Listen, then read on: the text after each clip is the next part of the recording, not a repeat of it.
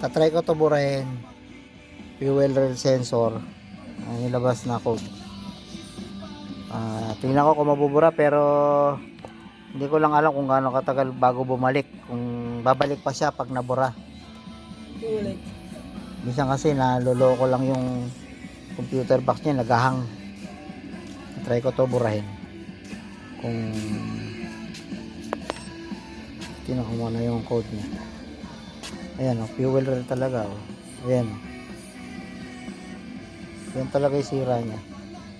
Itatry kong burahin. Tapos babalikan ko siya, tingnan ko kung meron. Pag umokay, ayan, nag-umokay na, nabura na. Wala na siya nadidetect. Pending ba? Sa pending, wala na rin.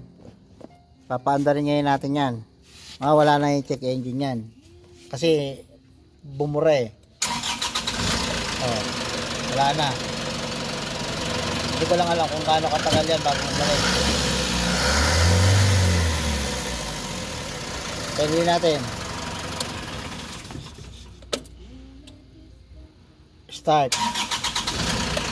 Hindi na bumalik. Pending. Yan ako ulit. Re-read ko ulit. Habang umandar, wala na. Ito na, hindi ko sa wala. Wala rin eh.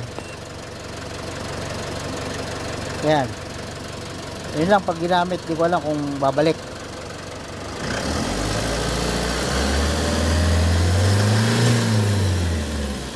Okay naman yung hatak niya.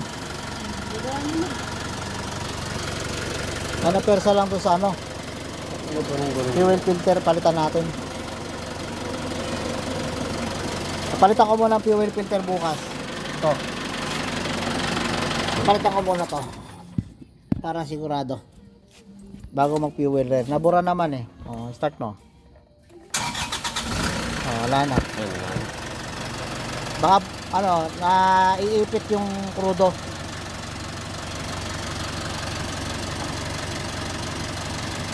Okay. Bukas na ulit ito.